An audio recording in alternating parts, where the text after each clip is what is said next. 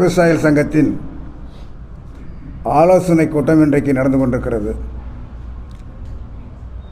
கடந்த 1970 உழவர் பெருந்தலைவர் நாராயணசாமி நாயுடு அவர்கள் தலைமையில் நடைபெற்ற பல்வேறுபட்ட போராட்டங்களில், விவசாயிகளுடைய பொருளாதார சுதந்திர போராட்டங்களில் துப்பாக்கி சூடு, தடியடி என்று பல வகையிலே, சிறைச்சாலை என்று பல வகையிலே பாதிக்கப்பட்டு ஏறத்தாழ 50க்கும் மேற்பட்ட விவசாயிகள் உயிர் தியாகம் செய்து, 2 தாய்மார்கள் உட்பட உயிர் தியாகம் செய்திருக்கிறார்கள்.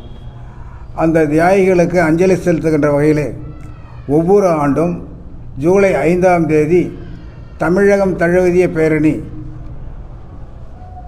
தமிழகத்தினுடைய ஏதாவது ஒரு மாவட்டத்தினுடைய தலைநகர்களை நடத்தி கொண்டிருக்கின்றோம். கடந்த ஆண்டு சேலத்தில் நடத்தினோம்.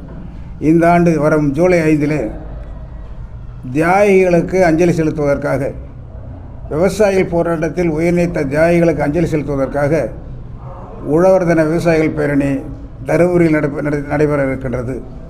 இந்த பேரணியில் அரசு அறிவித்திருக்கிற கடன் தள்ளுபடி திட்டம் விவசாயிகளை ஏமாற்றக்கூடிய ஒரு திட்டமாக இருக்கிறது என்பதை சுட்டிக்காட்டியும், விவசாயிகளுக்கு முறையான மின்சார இணைப்பு வழங்க வேண்டும் என்ற கோரிக்கை வலியுறுத்தியும், பாலுக்கு உரிய விலை கிடைக்க வேண்டும் என்றும், அதே மாதிரி கரும்புக்கான விலை 4500 தேர்தல் வாக்குறுதிப்படி வழங்க வேண்டும் என்றும், மற்றும் பல்வேறு வகையிலே இன்றைக்கு தமிழகத்தை மிக மோசமாக பாதிக்கப்பட்டு கொண்டிருக்கிற, தமிழகத்தை பாலைவனமாக மாற்றக்கூடிய அளவுக்கு கர்நாடக அரசினுடைய மேகதாடு அணை கட்டக்கூடிய திட்டத்தை கைவிட வலியுறுத்தியும், இப்படி பல்வேறுபட்ட விவசாயிகளுடைய கோரிக்கைகளை வலியுறுத்தி இந்த வரக்கூடிய ஜூலை 5 தருமபுரியில் உழவர் தின விவசாயிகள் பேரணி நடைபெற இருக்கிறது.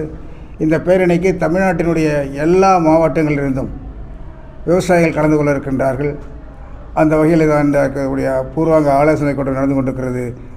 அந்த கூட்டத்தில் எங்களுடைய கோரிக்கைகளை முறையாக மத்திய மாநில அரசுகளுக்கு முறையாக அறிவித்து, அது நிறைவேற்றவில்லை என்றால் அடுத்த கட்ட போராட்டத்தில் எங்களை ஆயத்தமாகக்கூடிய சூழ்நிலை உருவாகும் என்ற அடிப்படையில் தான் இன்றைக்கு இந்த கூட்டம் நடந்து கொண்டிருக்கிறது. அதுக்கு இன்னும் ஒரு அமைச்சர் இருந்தாருங்க, அணில் கடிச்சிருச்சு, அதனால தான் மின்சாரம் வெட்டுன்னு சொன்னார், செந்தில் பாலாஜி. அது மாதிரி ஒருத்தர் மேலே ஒருத்தர் பழி சுமத்துறது தான். அன்னைக்கு அவங்க யார் யோகியம் ஆரோக்கியன்றது எங்களுடைய வேலையே இல்லைங்க. எங்களுக்கு தேவையான சீரான மின்சாரம் வேணும். அதற்கான என்ன வழியாக தான் போகிறோம். அவங்க ஆட்சியில் யார் மேலே யார் பழி சொல்கிறத பற்றி எங்களுக்கு அவசியம் இல்லை. எங்களுக்கு மின்சாரம் வேணும். சீரான மின்சாரம் கொடுப்புன்றதுக்காக தான் நீங்கள் ஆட்சி வந்திருக்கிறீங்க. அடுத்தவங்க மேலே பழி சுமத்துறதுக்காக, போன ஆட்சியோ அதுக்கு முந்தைய ஆட்சியை பற்றி பழி சுமத்துக்கு அதுக்காக வரல. நீங்கள் அதுக்காக மக்கள் உங்களுக்கு ஓட்டு போடல. எங்கள் முறையாக விவசாயிகளுக்குரிய சலுகை, நான் ஒரு விவசாயி இல்லை, ஆனால் விவசாயத்தை பற்றி முழுக்க தெரியும் எனக்கு, பிரச்சனை அப்படின்லாம் சொல்லி தான் ஓட்டு கேட்டார் இந்த தமிழகத்துடைய இப்போதைய முதலமைச்சர். ஆனால் அதுக்கு நிலைமை பார்த்தீங்கன்னு சொன்னால் தலைகீழாக இருக்குது. விவசாயிகளை கடன் தள்ளுபடியில் மோசடி, மின்சாரம் கிடையாது, பல வகையில் இன்றைக்கி பின்னுக்குது. ஆகவே எல்லாம் வலியுறுத்தி தான் அந்த பேரணி இருக்கும். குறிப்பாக அந்த தியாகிகளுக்கு அஞ்சலி செலுத்திவிட்டு அந்த கோரிக்கைகளை வலியுறுத்தி பேரணி இருக்கும்.